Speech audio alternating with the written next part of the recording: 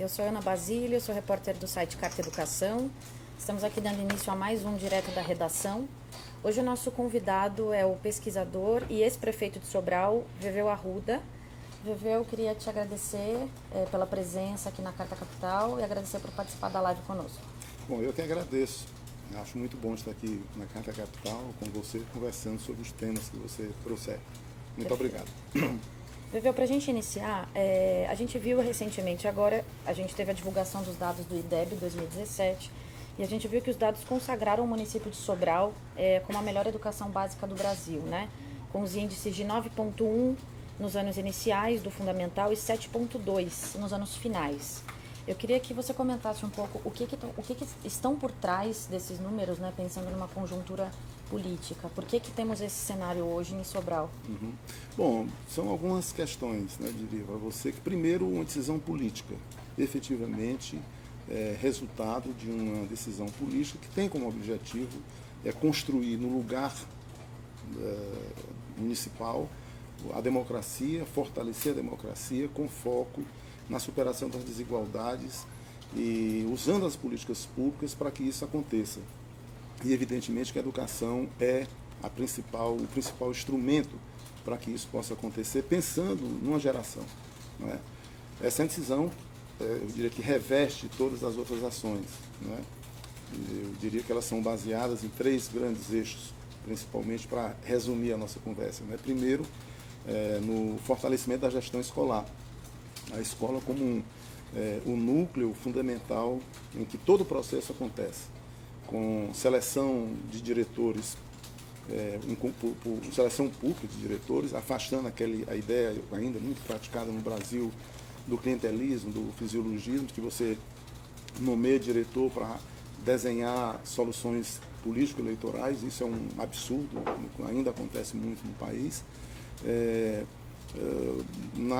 No fortalecimento da gestão escolar, construir as autonomias, e autonomias como responsabilização. Então você tem autonomia administrativa, você tem autonomia financeira, você tem autonomia pedagógica no âmbito da escola. O outro eixo seria o eixo do fortalecimento do projeto pedagógico, não é? Com estabelecer metas claras, objetivas, desafiadoras para todas as escolas, no que diz respeito, por exemplo, à alfabetização na idade certa, né? No sexto, aos 6, 7 anos, e qualificar a proficiência em português, matemática, do 3º ao 9º ano. Isso de uma forma muito intensiva, né?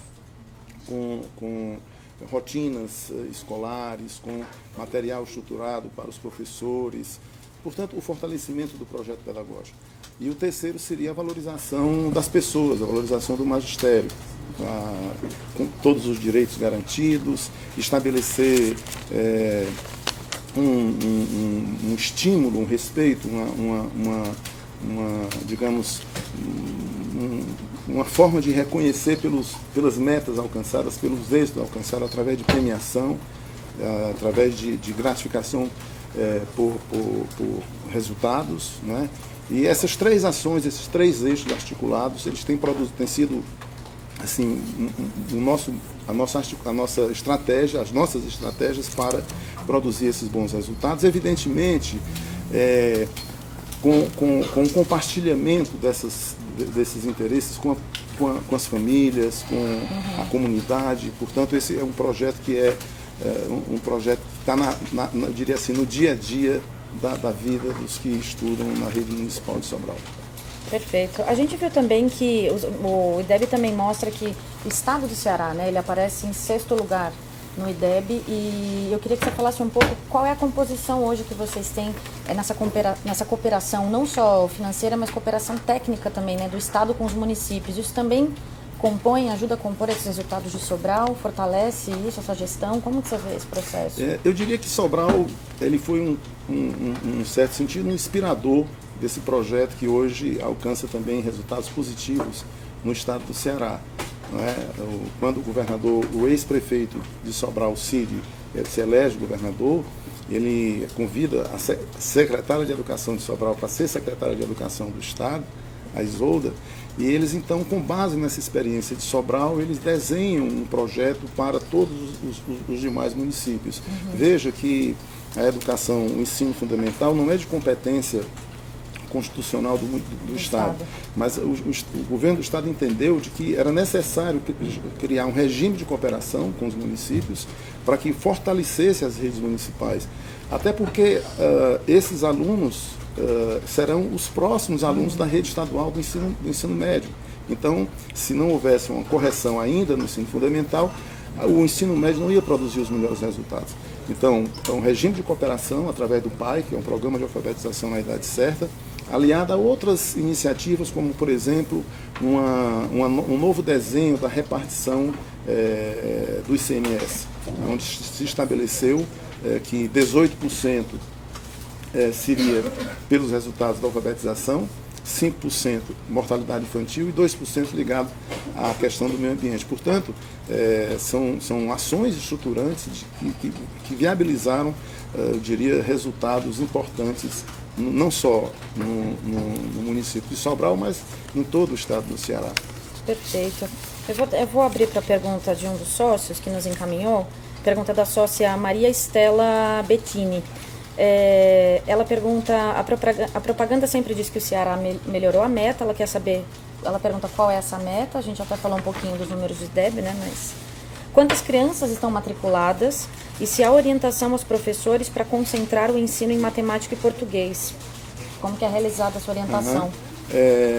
Bom, as metas são estabelecidas pelo Ministério da Educação, né, e nós trabalhamos, as nossas metas são metas não vinculadas à meta do IDEB estabelecida pelo Ministério da Educação, mas são metas que nós construímos, porque nós, por exemplo, nós antecipamos a idade de alfabetização, certo? Já há alguns anos atrás, Sobral quer todas as crianças alfabetizadas aos 7 anos de idade, né?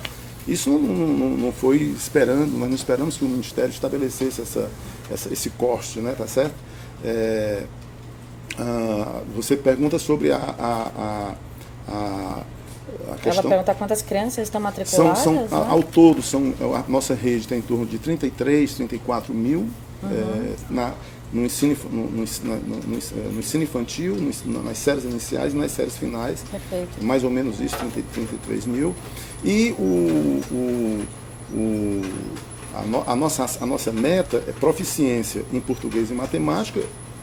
Essa a orientação, inclusive, do Ministério da Educação, mas nós estamos indo além.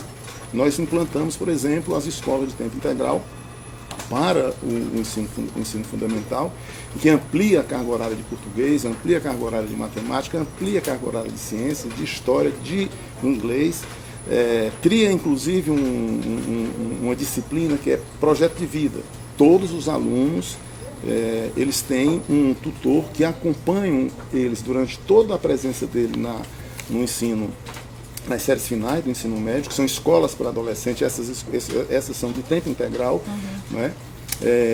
Onde a criança, o adolescente, ele vai construir um projeto de vida para ele. O que é que ele quer fazer da vida dele, o que é que ele quer construir, o que é que ele quer ser na vida dele. Portanto, é dentro desse escopo que desenvolvemos as nossas ações no município de Sobral. Perfeito. Agora, Viveu, nós sabemos que todo esse caminho político, né, essa conjuntura política também aconteceu em um momento em que nós não tínhamos a emenda do teto de gastos, né, que não estava determinando esse congelamento dos gastos aí para a educação. Como que você vê isso projetado para o futuro, né? Assim, agora com o congelamento, quais são os desafios mesmo que ficam sobretudo para os municípios? Isso pode ser muito prejudicial à manutenção de um projeto como esse, de qualidade da educação? Como é que você vê? Sem dúvida, quer dizer, é um absurdo um governo congelar gastos que impedem, por exemplo, o incremento de ações, não só na área de educação, mas na área da saúde, na área da assistência. Importante que você saiba, que você perceba que em Sobral há uma articulação intersetorial entre essas áreas para assegurar melhores condições para que os nossos alunos, as famílias, não só os alunos, mas as famílias, tenham uma vida com qualidade. Então, medidas que são tomadas, por exemplo, para assegurar uma qualidade de vida do ponto de vista da saúde, elas têm uma importância na área da educação. Nós temos Sobral, no ano passado, que foi a última medida da mortalidade infantil, nós tivemos uma mortalidade infantil de 7,8. Se não me engano, está ali entre as 10 menores taxas de mortalidade infantil no Brasil. Isso você não estrutura você não alcança a taxa de mortalidade nesse nível se o sistema de saúde não estiver organizado. Né? Então, por exemplo, quando eu era prefeito, e essa é uma estratégia que prossegue, nenhuma criança na extrema pobreza podia deixar de estar atendida pelo sistema de saúde, por exemplo. Todas precisavam estar alcançadas, mas aquela a gente fazia uma busca ativa. Evidentemente que todas as crianças também estão nas escolas. Não é? E aí vem esse desafio, quer dizer, como você ampliar serviços, ampliar estruturas com o congelamento de preços. Por isso que eu acho que nós estamos na eleição, qualquer presidente que tenha sinceridade, que queira realmente avançar no que diz respeito a essas questões, precisa revogar essa emenda, essa proibição, porque senão o resto tudo não será possível de ser produzido. Perfeito. Essa, inclusive, é uma das propostas do plano de governo do Ciro, né? Ele fala de replicar os resultados do Ceará nacionalmente. Queria que você falasse um pouco como que você vê a viabilidade disso e quais são os desafios para que a gente pegue uma política que deu certo no Ceará e replique para todos os demais estados, né? Como é que você vê isso? Eu acho que é plenamente possível que isso seja resolvido. Nós estamos discutindo, o Brasil discute atualmente um modelo de um novo ensino médio no Brasil. Né? E às vezes esquece que tem experiências positivas, exitosas, experiências com bons resultados no Brasil. Não apenas Sobral ou Ceará, mas você olha para outras experiências em alguns outros estados, que tem municípios com experiências positivas na área do ensino médio, tanto resolvendo problemas do ensino fundamental, mas do ensino médio, que poderiam servir como vamos dizer, linha para que isso pudesse acontecer. Né? Veja bem, o ensino médio do Ceará, com a proposta de escola de ensino médio integrado à profissionalização, você sabe qual é a taxa de evasão escolar? É 0,2, praticamente inexistente. Não é? Quando você olha para o outro, você esse percentual é bem acima de 10%, 12%, está entendendo? A taxa de aprovação também é bem elevada, 98%. Não é? E ele está, além de estar aprendendo os conteúdos do ensino médio, ele está também se qualificando profissionalmente. Quando ele termina o ensino básico, o ensino médio, ele tem uma profissão. Né?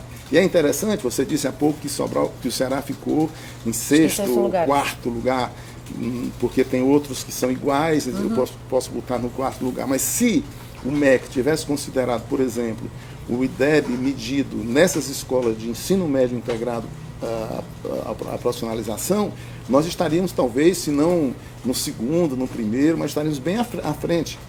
Embora tenha sido feita a medida, tenha sido feitas as provas, elas não foram consideradas no cômputo. Né? Então eu diria que agora mesmo nós estamos com um programa chamado Educar para Valer.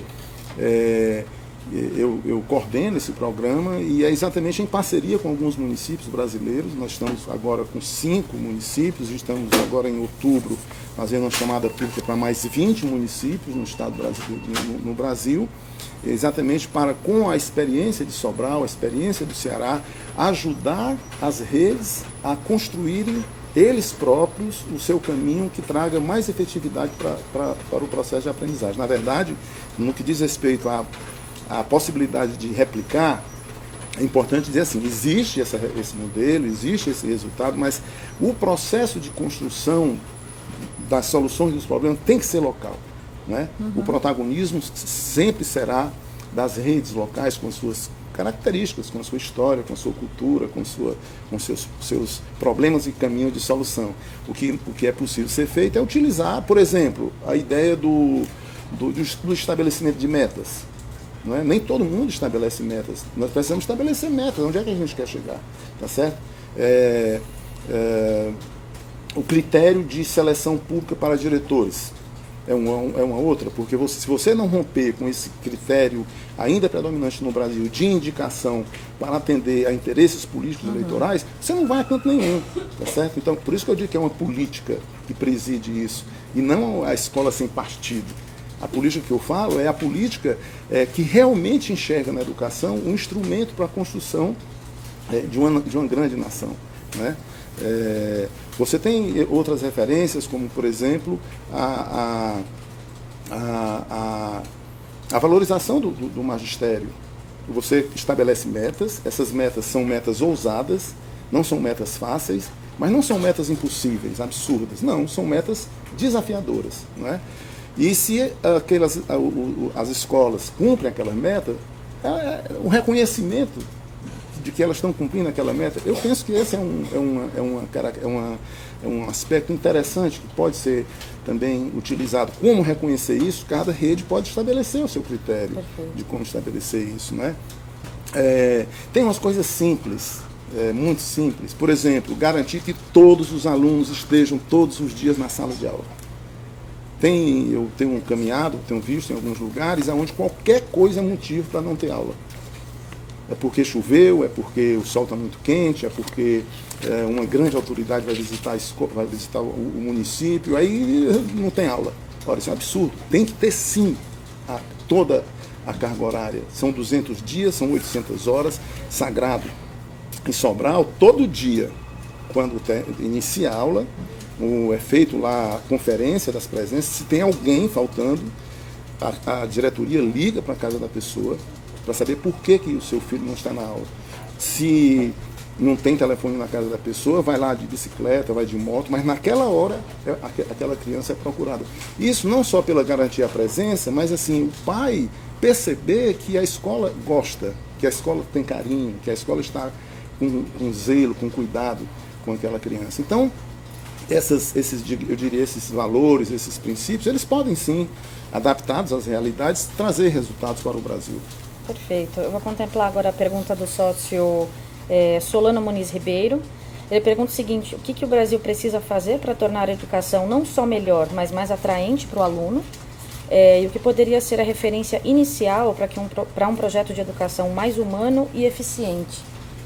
Bom, eu entendo quando eu digo assim que é uma decisão política, tá certo? A gente ouve muito discurso de que é uma decisão política, mas é um discurso. Né? Na prática não tem consequência, tá certo? Então a primeira decisão é essa, tomar decisão séria. Quando se fala em recursos para a educação, sempre há uma barreira em relação, não digo nem com o teto, porque o teto é um absurdo, é um crime contra o país, né? Precisa sim ser revogado. Né? Mas quando se fala, não, tem o problema dos limites, dos controles fiscais, etc. E tal. Quando você vai pagar dívida de grandes empresários, etc., não tem tanta discussão. Né? Então, quando se quer realmente, efetivamente, enfrentar essa questão da educação como uma prioridade, é preciso sim ter uma decisão política, né? É um pacto nacional por uma educação de qualidade. E, assim, como fazer isso é um pouco o que a gente está conversando aqui. Né? Eu posso sintetizar rapidamente, mas, assim, uma política efetiva para a primeira infância. Nós precisamos, antes dela nascer, ainda com a mãe grávida, cuidar da mãe, porque está cuidando da mãe, está cuidando da criança, cuidando da mãe da criança, está cuidando da família. Os primeiros dias, as primeiras semanas, os primeiros meses, os primeiros anos de uma criança, eles são fundamentais para a formação da criança. Você sabe que isso tem repercussão, inclusive, na atitude da criança diante dos problemas da vida. Você pode criar uma situação em que a violência ela encontre redução, estou falando de um processo geracional, não é? Se você cuida da criança, se a criança é amada, se ela é se sentida, desejada, querida, não é? Esses valores são necessários que estejam na escola. Então, cuidar da primeira infância, garantir o atendimento, inclusive em creches, para que as mães possam trabalhar, mas, sobretudo, porque as crianças precisam daquele ambiente de estimulação, educação de 0 a 5 anos, universalizar a educação de 0 a 5 anos, alfabetizar na idade certa, não é? Porque essa alfabetização na idade certa, ela garante um fluxo mais, vamos dizer assim, promissor nas séries finais. Né? E acho que uma educação, ampliar, portanto, a presença do aluno na sala de aula através da escola de tempo integral, eu também penso que são caminhos que podem responder à pergunta dela. Perfeito. Eu vou passar agora, a gente acompanhou que na última semana foi veiculada uma denúncia né, que está envolvendo não só o município de Sobral, mas também Coreaú e Itapajé, de possível fraude educacional, né, para inflacionar os dados do IDEB, né? E a gente acompanha também algumas reportagens que estão dizendo que ouviram ex-alunos das redes e ex-professores que foram, né, convencidos, enfim, professores a passar alunos que não tinham notas mínimas necessárias. Queria que você comentasse um pouco isso, como é que você recebe isso, né, sendo um ex-gestor aí de Sobral. Comentar um pouco como é que você vê esse caso chegando à imprensa. Bom, o nosso processo é absolutamente transparente. As provas do IDEB são realizadas pela estrutura do Ministério da Educação, né? O nosso trabalho, ele tem, eu me esqueci de dizer antes lá, que no que diz respeito o fortalecimento da gestão escolar, tem as superintendências. Essas superintendências, elas acompanham todos os processos que acontecem nas diversas escolas, né? Seguramente não há nenhuma iniciativa por parte da Secretaria, por parte das escolas, no sentido de praticar fraudes como essas que estão sendo ditas, de forma alguma, absolutamente. O que há, na verdade, é um processo continuado, um processo permanente inclusive de análise, de avaliações, para que a gente possa, a partir dessas avaliações, fazer mudanças e assegurar melhores estruturas para que o ensino aconteça. As avaliações em Sobral, elas são 2 ao ano. A gente faz uma avaliação no final do ano, no final do primeiro semestre e no final do segundo semestre. Avaliações externas, não são avaliações feitas pela estrutura da Secretaria, são avaliações externas, tá certo? E isso vem acontecendo ao longo dos anos. Não é um resultado. O resultado que saiu agora do IDEB deste ano não é um resultado de um ano de esforço, é um resultado de 15 anos, de 20 anos, tá certo? E Sobral, pensando no futuro, nós estabelecemos alguns desafios para nós, né? Nós achamos que esse IDEB, ele é um IDEB que traz resultados relativamente positivos, porque nós estamos olhando para o Brasil. Quando eu olho para o mundo, onde é que está o Brasil no mundo, na OCDE? Entre 70 países que são avaliados pelo PISA, nós estamos ali 69, 68, né? Então, nós somos o melhor IDEB no Brasil, mas do ponto de vista do que acontece no mundo. Então, o que é que nós estamos fazendo? Estamos avaliando através das nossas avaliações, examinando o que a gente está fazendo ali em Sobral, olhando para o que tem de melhor no Brasil, olhando para o que tem de melhor no mundo. Uhum. E aí resolvemos fazer a aplicação do PISA em Sobral. Foi feita a aplicação do PISA em Sobral, é certo? E o resultado do PISA será logo mais publicado dentro de uma parceria que nós desenvolvemos. O resultado do PISA também terá sido fraudado, quando ele é todo feito por estruturas do PISA, né? Então nós temos absoluta tranquilidade em relação aos resultados da aprendizagem no município de Sobral. O que nos move é algo muito mais profundo. O que nos move, realmente, eu disse no início, ajudar a fortalecer a democracia no nosso país, na esfera do município, buscando enfrentar os desafios de um país tão desigual como é o nosso, e vemos que a educação é o mecanismo, é o instrumento mais eficiente para isso. Então, é absolutamente, eu diria, sem propósito essa denúncia, né? Em época eleitoral, né, também? Quando eu era prefeito, e Sobral alcançou o primeiro lugar no IDEB, em 1916, né, que foi publicado o resultado, avaliado em 15, né?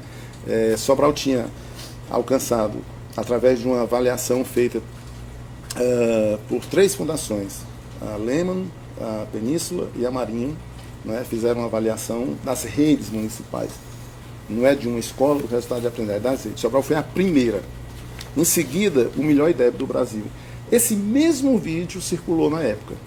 Mesmo vídeo, o mesmo autor do vídeo circulou na época, tá certo? Eu não dei não dei atenção, porque aquilo... Primeiro, quem está no mundo, Eu sou uma pessoa, e nós em Sobral praticamos isso, né? Nós achamos que as pessoas se manifestam. Quem vai julgar os resultados são os próprios alunos, a vida deles que vai dar o resultado, né? E aprendi a entender que a crítica não é adversária. A crítica ela é parceira, né? Se eu enxergo a crítica como feita com um exame na realidade, ela é parceira. Se os críticos soubessem que eu penso assim, talvez eles não criticassem, porque eu aproveito a crítica deles para melhorar o sistema. Agora, uma crítica, mas eu não adequado, para não ser inadequado, para esse tipo de atitude, né? Quer dizer, na verdade, o que acontece? Sobral e o Ceará está produzindo com esforço, não dos seus dirigentes, prefeitos, secretários, mas o esforço de uma rede, de professor, de coordenador, tá certo? De diretor de escola, das famílias, os pais, as mães que participam disso, dos meninos, das meninas, são eles que estão produzindo esses resultados, não é? Produzem o resultado para a vida deles, porque Sobral, eu tenho certeza, será melhor por causa dessa geração que está se formando com busca de excelência acadêmica, com equidade, desenvolvimento integral da pessoa e formação de cidadãos críticos, éticos e com uma preocupação para a sua atividade profissional. Então essa geração, eu tenho certeza que ela será, são eles que estão produzindo. Então, esse tipo de iniciativas que não colaboram, está atingindo essas pessoas, não é, amigo? Perfeito. Bom, gente, a gente vai encaminhando então aqui para o fim da nossa live. Eu quero agradecer a todos os que acompanharam a gente pelas redes sociais, aos sócios também que nos encaminharam perguntas. Também agradecer mais uma vez, Veveu, a sua presença aqui na redação. Muito obrigada e até uma próxima e obrigada.